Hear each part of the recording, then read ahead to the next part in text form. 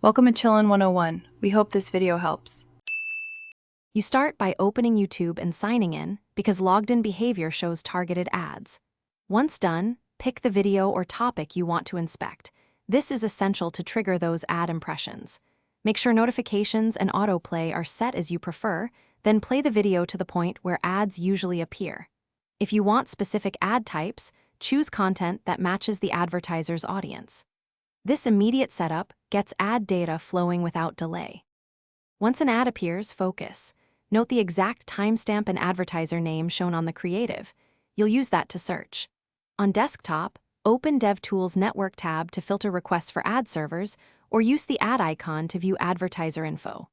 On mobile, record the screen or screenshot the ad and its end card.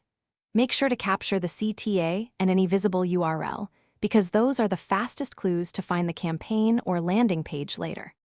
You finish by searching the advertiser name, CTA text, or any visible URL on Google and within YouTube, which often surfaces the campaign or channel. Then verify by checking the advertiser's site or an ad library and compare creative elements to confirm a match. If you can't find the ad, clear cache and cookies, switch devices, and reproduce the viewing.